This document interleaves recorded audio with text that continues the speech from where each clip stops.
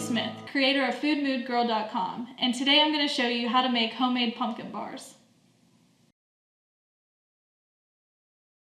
For this recipe, we'll need the following ingredients: 2 cups of canned pumpkin, 1 teaspoon pure vanilla extract, a half a teaspoon baking soda, a half a cup of raw almond butter, 1/3 cup honey,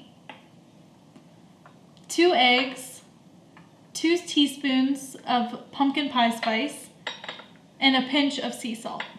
The first step to this recipe is to preheat the oven to 350 degrees. Then lightly grease an 8x8 pan with coconut or olive oil.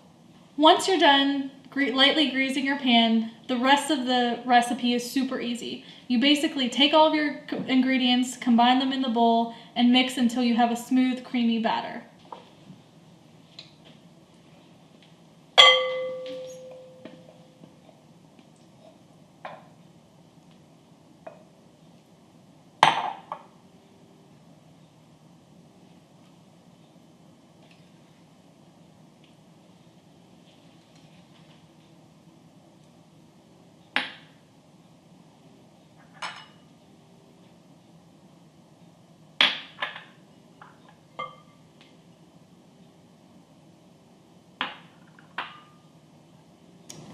I love using pumpkins because they not only are great for your bone health, but they also prevent sugar cravings because they contain high amounts of magnesium.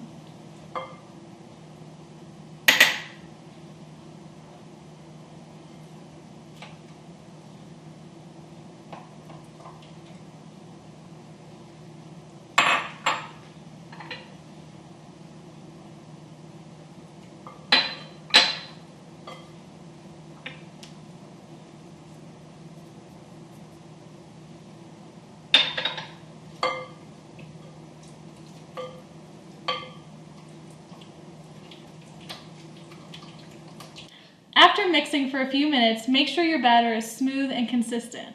Once you get it to a smooth, consistent, and creamy texture, you can then take your batter and pour it into the pan.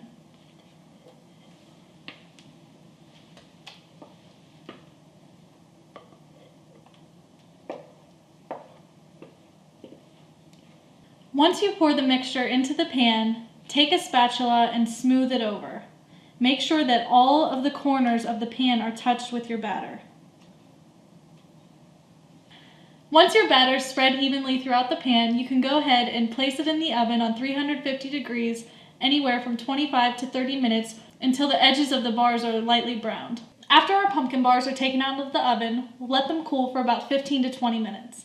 Once they're cool, we can then cut them and serve them. These homemade pumpkin bars are not only gluten-free, but they're a fun treat to take to your next holiday party. I'm Lindsay Smith, creator of FoodMoodGirl.com, and that's how to make homemade pumpkin bars.